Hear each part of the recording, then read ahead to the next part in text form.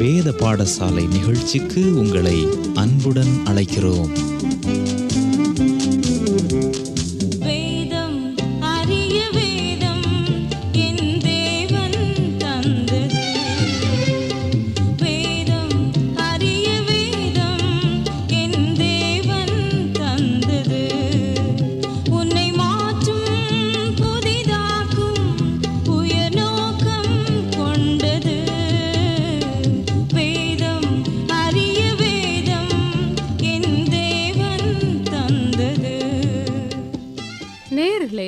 எசேக்கியேல் உலர்ந்த எலும்புகள் அடையாளத்தின் மூலமாக ஒரு அருமையான செய்தியை கூறுகிறார். இந்த உலர்ந்த எலும்புகள் நமக்கு கூறும் செய்தியை இன்று கற்றுக்கொள்வோம். கிறிஸ்துவுக்குள் பிரியமானவர்களே, வேத பாடசாலை நிகழ்ச்சியில் இப்போது நாம் தீர்க்கதரிசிகளின் புத்தகங்களை கற்று வருகிறோம்.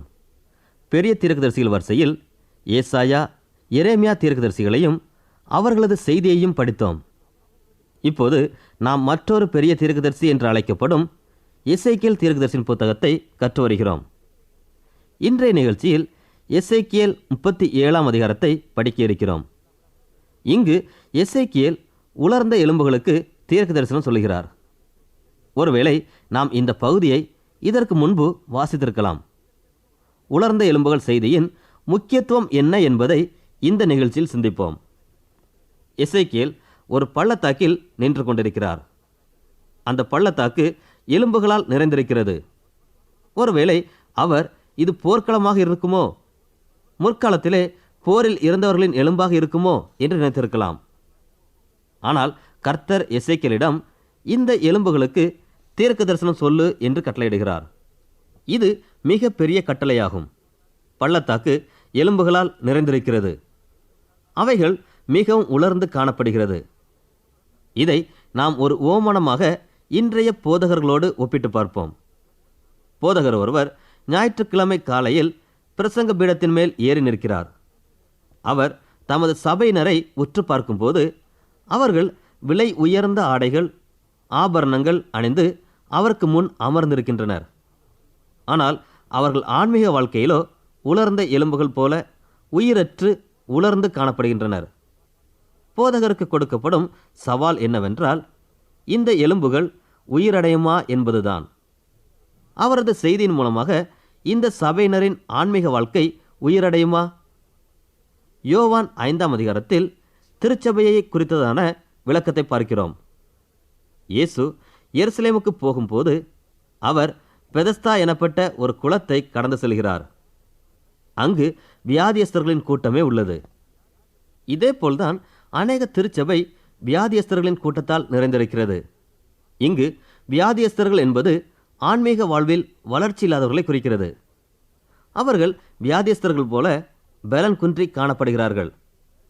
ஒரு வேத அறிஞர் இது திருச்சபை அல்ல, மருத்துவமனை என்றே குறிப்பிடுகிறார். ஆகவே இவர்களை குணப்படுத்துவதுதான் ஒரு போதகரின் முதல் பணியாகும். எசேக்கியேலும் இதே போன்ற ஒரு பெரிய சவாலைத்தான் எதிர்கொள்கிறார்.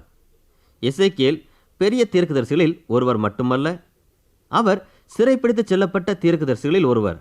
எரேமியா எருசலேம் முற்றுகையிடப்பட்டதிலிருந்து தீர்க்க தரிசனம் உரைத்து வந்தார். எருசலேம் முற்றிலுமாக வீழ்ச்சியடைய 20 வருடங்கள் சென்றது. இந்த 20 வருடங்கள் முழுவதும் எரேமியா தீர்க்க தரிசனம் உரைத்து கொண்டே இருந்தார். முந்தைய படையெடுப்பின் போது தானியேல் பாபிலோனுக்கு சிறைப்பிடித்து செல்லப்பட்டார். அப்போது அவருக்கு 14 வயது. 9 வருடங்கள் கழித்து எசேக்கியேல் சிறைப்பிடித்து செல்லப்பட்டார். அப்போது அவருக்கு 25 வயது. தானியேல் நேபுகாத் நேச்சாரின் அரண்மனையில் அற்புதமான ஊழியம் செய்து வந்தார். தானியேல் பாபிலோனிய அரண்மனையில் நேபுகாத் நேச்சார் காலத்திலும் அவரது குமாரன் பெல்சாத்சார் காலத்திலும் பணி செய்து வந்தார். பின்னர் மேதிய அரசனாகிய தரியுவின் காலத்திலும் பெர்சிய அரசன் கோரேசின் நாட்களிலும் அவர் அரண்மனையிலே பணியாற்றி வந்தார். தானியேல் ராஜாக்களின் அரண்மனையிலே பணியாற்றி வந்தார். இவைகளை குறித்து நாம் தானியேல் புத்தகத்தை படிக்கும்போது விரிவாக படிப்போம். எசேக்கியேலின் ஊழியம் மிகவும் கடினமானது. எசேக்கியேல் தம்மோடு கூட பாபிலோனுக்கு சிறை கைதிகளாக கொண்டு போகப்பட்ட தம்முடைய மக்கள் மத்தியிலே ஊழியம் செய்ய அழைக்கப்பட்டார். பாபிலோனுக்கு சிறை கைதிகளாக கொண்டு செல்லப்பட்ட யூதர்கள் தங்கள் ஆன்மீக வாழ்வை முற்றிலும் இழந்திருந்தனர். அவர்கள் மாயையை பின்பற்றி வந்ததால் கர்த்தர் அவர்களை ஆக்கினை தீர்ப்புக்கு ஒப்பு கொடுத்தார். கர்த்தர் அவர்களை பாபிலோனியர் கையில் ஒப்பு கொடுத்தார். பாபிலோனிய சிறையிருப்பும் அவர்கள் ஆன்மீக வாழ்க்கையில் எழுச்சியை ஏற்படுத்தவில்லை. அவர்களுடைய ஆவிக்குரிய நிலையில் மிகவும் குறைந்து காணப்பட்டனர். இந்த காலகட்டத்தில்தான் எரேமியா தீர்க்கதரிசியாக அழைக்கப்பட்டார். சிறையிருப்பின் காலத்திலும் தீர்க்கதரிசிகள் மூலமாக கர்த்தர் தம்மை யூத மக்களுக்கு வெளிப்படுத்தினார். ஆகவே தான் கர்த்தர் சிறையிருப்பில் இருக்கும் யூத மக்களுக்கு ஊழியம் செய்ய எசேக்கியேலுக்கு கட்டளை கொடுத்தார். பாபிலோனில் தங்கியிருந்த யூத மக்களும் தங்கள் ஆன்மீக வாழ்க்கையில் உலர்ந்த எலும்புகளாகவே காணப்பட்டனர். எசேக்கியேலுக்கு முன்பாக கர்த்தர் வைக்கும் சவால் இந்த உலர்ந்த எலும்புகள் உயிரடையுமா என்பதுதான். வேதாகமத்திலே தீர்க்கதரிசிகளுக்கு கர்த்தர் தரிசனங்கள் மூலமாக அவர்கள் பணி என்ன என்பதை தெரியப்படுத்துகிறார். கர்த்தர் எலியாவிடம் நீ காண்கிறது என்ன என்று கேட்டார். எரேமியாவிடம் நீ காண்கிறது என்ன என்று கேட்டார். இங்கு அதேபோல் எசேக்கியேலிடம் இந்த உலர்ந்த எலும்புகளை காண்கிறாயா, இந்த எலும்புகள் உயிரடையுமா என்று கேட்கிறார். எசேக்கியேல் ஆம் ஆண்டவரே, இவைகள் உயிரடையும் என்று கூறவில்லை. மாறாக அவர் கர்த்தராகிய ஆண்டவரே, தேவரீர் அதை அறிவீர் என்று கூறுகிறார். எசேக்கியேல் இந்த எலும்புகள் உயிரடையும் என்ற நம்பிக்கையை இழந்திருந்தார். பின்பு கர்த்தர் இந்த எலும்புகளுக்கு தீர்க்க தரிசனம் சொல்லு என்று எசேக்கியேலிடம் கூறுகிறார். எசேக்கியேல் தீர்க்க தரிசனம் உரைக்க ஆரம்பிக்கின்றார். சில மணி நேரங்களுக்கு பின்பு ஒரு இரைச்சல் உண்டாயிற்று. அசை உண்டாகி ஒவ்வொரு எலும்பும் தன் தன் எலும்போடு சேர்ந்து கொண்டது. இப்போது எசேக்கியேல் முன் நரம்புகளும் மாம்சமும் இல்லாத ஒரு திருச்சபை காணப்படுகிறது. இது ஒரு சாதாரண சபையை குறிக்கிறது. எசேக்கியேல் மீண்டுமாக தீர்க்க தரிசனம் உரைக்கிறார்.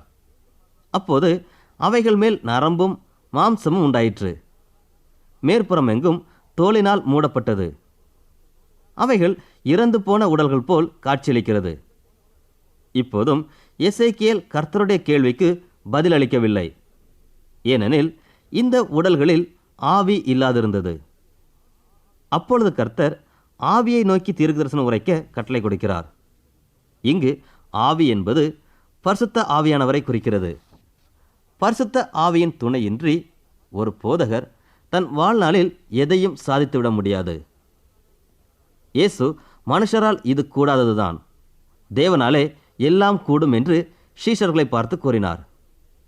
தீர்க்கதரிசிகள் அனைவரும் கர்த்தருடைய ஆவி அவர்கள் மேல் இறங்கி அவர்களை பலப்படுத்தினால் ஒழிய அவர்களால் ஒன்றும் பலனில்லை என்பதை அறிந்திருந்தனர். இதனால்தான் கர்த்தர் ஆவியை நோக்கி தீர்க்க தரிசனம் சொல்லு என்று ஓமானமாக கூறுகிறார். எசேக்கியேல் தீர்க்க தரிசனம் உரைத்த போது ஆவி அவர்களுக்குள் பிரவேசித்து அவர்கள் உயிரடைந்து காலூன்றி மகா பெரிய சேனைகளாய் நின்றார்கள். இந்த தரிசனத்தின் மூலமாக கர்த்தர் எசேக்கியேலுக்கு கூறுவது என்னவென்றால், இந்த எலும்புகள் இஸ்ரவேல் வம்சத்தார் அனைவருமே.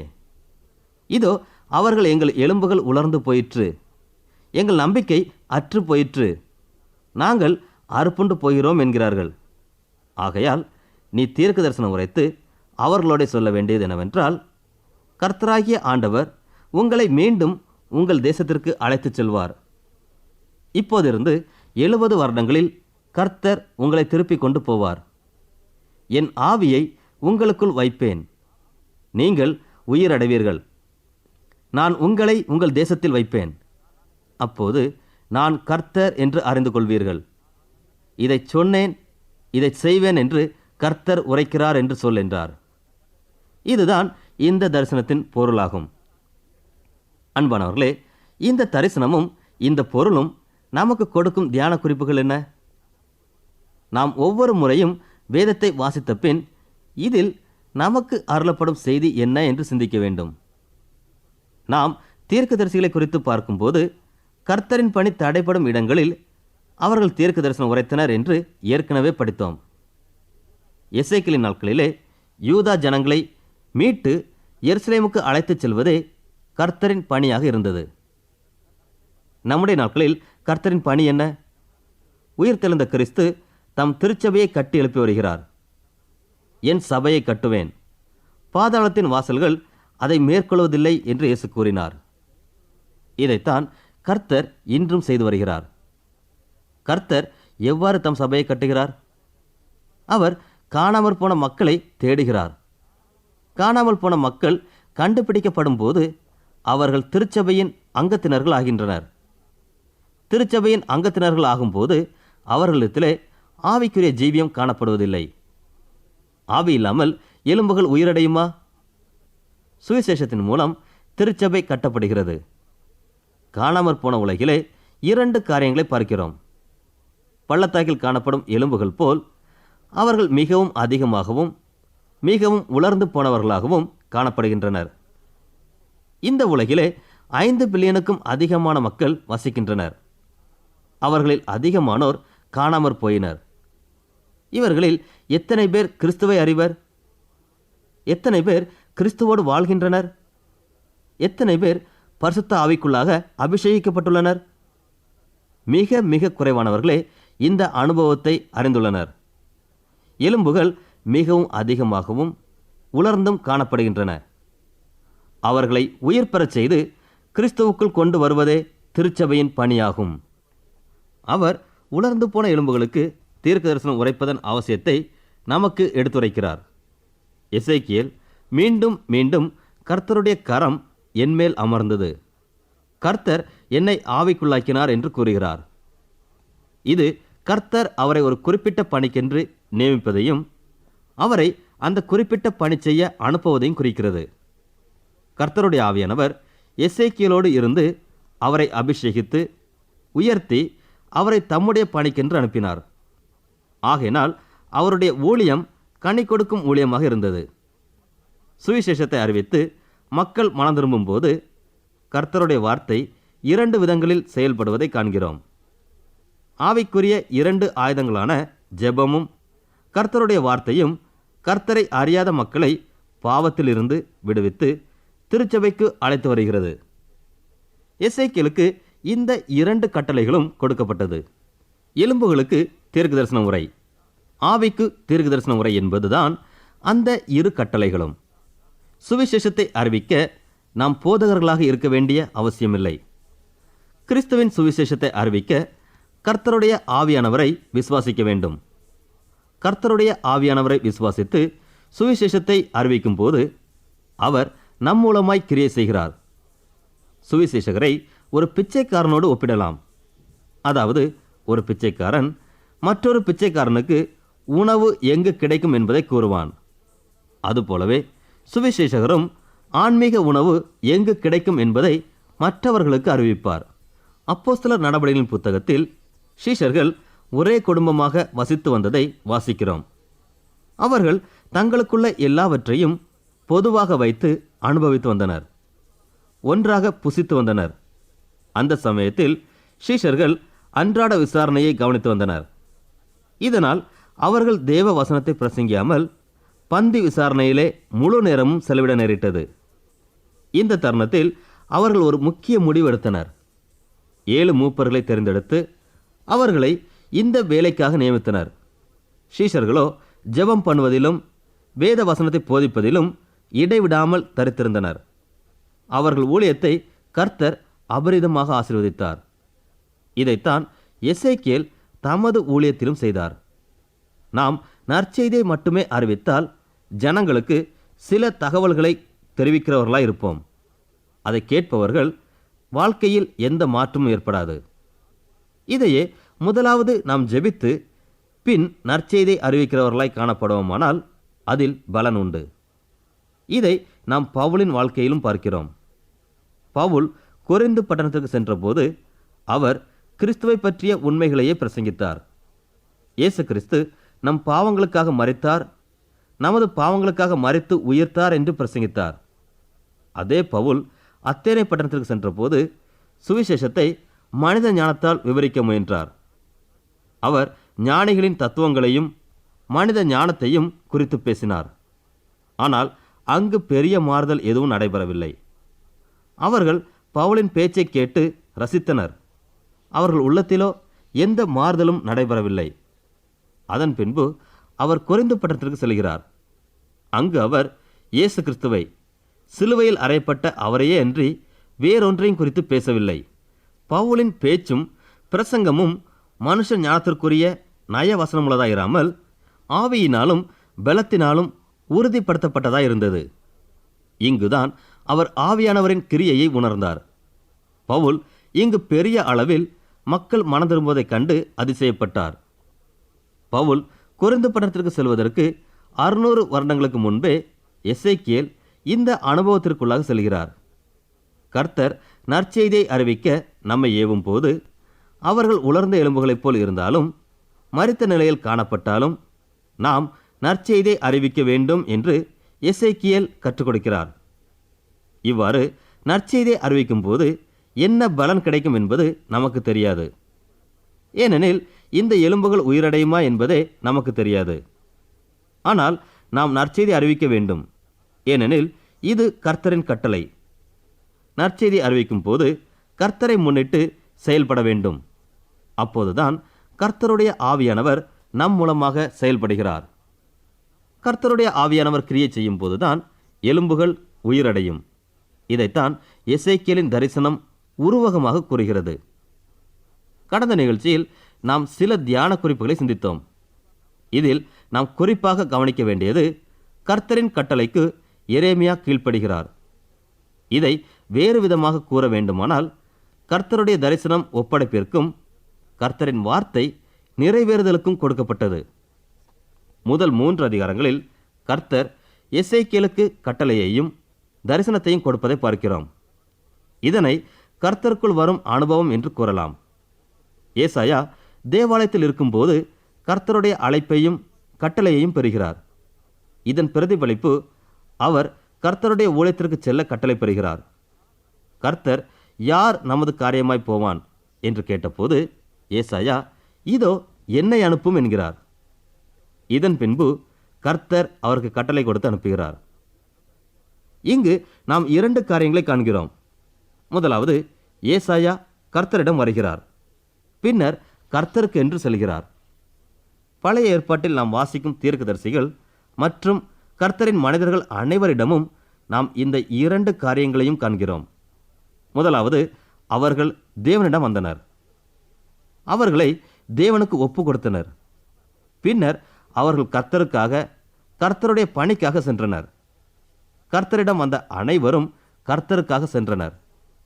ஆகினால்தான் அவர்கள் ஊழியம் ஆசீர்வதிக்கப்பட்டது. இன்று அநேகருடைய ஊழியத்தில் பலன் இல்லை. ஏனென்றால் அவர்கள் கர்த்தரிடம் வந்த, இல்லையெனில் தங்களை கர்த்தருக்கு ஒப்பு கொடுத்த அனுபவம் அவர்களிடம் இல்லை. அவர்கள் தாங்களாகவே கர்த்தருடைய ஊழியத்திற்கு செல்கின்றனர். பழைய ஏற்பாட்டு மனிதர்களும் தீர்க்கதரிசிகளும் 40 முதல் 80 வருடங்களாக கர்த்தரிடம் வந்த அனுபவம் பெற்றிருந்தனர். மோசே 80 வருடங்களாக கர்த்தரிடம் வந்த அனுபவத்தை பெற்றிருந்தார். பின்பு 40 வருடங்கள் கர்த்தருடைய ஊழியத்திற்காக சென்றார். ஆகையினால்தான் அவரது 40 வருட ஊழியம் ஆசீர்வதிக்கப்பட்டது. இது நமது ரட்சிப்பின் அனுபவத்தை குறிக்கிறது. ரட்சிக்கப்பட்டு கர்த்தருடைய வழி நடத்துதலுக்காக நாம் காத்திருக்க வேண்டும். இவ்வாறு காத்திருந்து பின் கர்த்தருடைய ஊழியத்திற்கென்று செல்வோர் மிகுந்த பலனை காண்பார்கள். எசேக்கியேல் புத்தகத்தின் முதல் அதிகாரத்தில் எசேக்கியேல் ஒரு சக்கரத்தை காண்கிறார். இது எசேக்கியேல் கர்த்தருக்குள் வரும் அனுபவத்தை குறிக்கிறது. இது கர்த்தர் எசேக்கியேலுக்கு கொடுக்கும் தரிசனம். சாலமோன் தரிசனம் இல்லாத இடத்தில் ஜனங்கள் சீர்கெட்டு போவார்கள் என்று கூறுகிறார். எசேக்கியேலின் காலத்தில் யூதேயா ஜனங்கள் தரிசனமின்றி வாழ்ந்து வந்தனர். அவர்கள் எருசலேம், கர்த்தருடைய வார்த்தை, தேவாலயம் அனைத்தையும் இழந்தவர்களாய் காணப்பட்டனர். ஆகவே தான் அவர்களின் ஆவிக்குரிய தலைவனான எசேக்கியேலுக்கு கர்த்தர் தரிசனம் கொடுத்தார். கர்த்தர் 3 வித்தியாசமான தரிசனங்களில் எசேக்கியேலுக்கு தம்மை வெளிப்படுத்தினார். முதலாவது, கர்த்தருடைய வார்த்தை எனக்கு உண்டாகி என்று மீண்டும் மீண்டும் கூறுகிறார். தீர்க்கதரிசிகள் அனைவரது வாழ்க்கையிலும் இதை நாம் காண்கிறோம். இரண்டாவது, கர்த்தருடைய கரம் என்மேல் அமர்ந்தது என்று கூறுகிறார். மூன்றாவதாக, வானங்கள் திறக்கப்பட நான் தேவ தரிசனங்களை கண்டேன் என்று கூறுகிறார். எசேக்கியேல் கர்த்தருடைய மகிமையை தரிசனங்களில் காண்கிறார். இந்த தரிசனத்தை புரிந்து கொள்வது மிகவும் கடினம். அவர் 4 முகங்களையுடைய ஒரு சக்கரத்தை ஜீவன்கள் அண்டையில் காண்கிறார். அவைகளின் முகங்கள் சிங்கம், எருது, மனிதன், கழுகு ஆகியவைகளுக்கு ஒத்திருந்தன. இதே தரிசனத்தை நாம் வெளிப்படுத்தின விசேஷத்திலும் காண்கிறோம். இந்த தரிசனம்தான் கர்த்தருடைய ஜனங்களை அழிவில் இருந்து காத்தது. இந்த தரிசனத்தின் மூலமாகத்தான் எசேக்கியேல் உபத்திரவத்தின் காலத்திலும் கர்த்தருக்காக ஊழியம் செய்தார். இதுவே கர்த்தருடைய மகிமையின் சாயலுக்குரிய தரிசனமாயிருந்தது என்று எசேக்கியேல் 1 அதிகாரம் 28வது வசனத்தில் கூறுகிறார். வேத அறிஞர்கள் பலர் இது எல்லாவற்றையும் அறியக்கூடிய கர்த்தருடைய திறனை குறிக்கிறது என்று கூறுகின்றனர். கர்த்தருக்கு மறைவானது ஒன்றுமில்லை என்பதையே இந்த தரிசனத்தின் மூலம் கர்த்தர் கூறுகிறார். எசேக்கியேல் உலர்ந்த எலும்புகளை குறித்து கண்ட தரிசனம் நிறைவேறியது. கர்த்தர் யூத மக்களை பாபிலோன் சிறையிருப்பிலிருந்து திருப்பி கொண்டு வந்தார். இதனால்தான் எசேக்கியேல் சிறந்த தீர்க்கதரிசி என்று குறிப்பிடப்படுகிறார். இன்றும் நம்மில் அநேகர் பாவக்கட்டுகளிலிருந்து மீண்டு வர முடியாமல் திணறிக் கொண்டிருக்கிறோம். நாம் ஆவிக்குரிய ஜீவியத்தை இழந்து காணப்படுவோமேயானால் கர்த்தரை நோக்கி ஜெபிக்க வேண்டும். கர்த்தாவே, என் பாவ வாழ்க்கையிலிருந்து என்னை மீட்டுக்கொள்ளும் என்று ஜெபிப்போம். பாவ வாழ்க்கை என்பது பாபிலோனே சிறையிருப்பு போன்றது. கர்த்தர் நம்மை சிட்சிக்கிறார். நாம் துன்பத்திற்கு மேல் துன்பம் அனுபவிக்கிறோம். இந்த சூழ்நிலையில் எசேக்கியேல் கூறுவதை நினைவு கொள்வோம். கர்த்தர் நம்மை நேசிப்பதை நிறுத்துவதே இல்லை.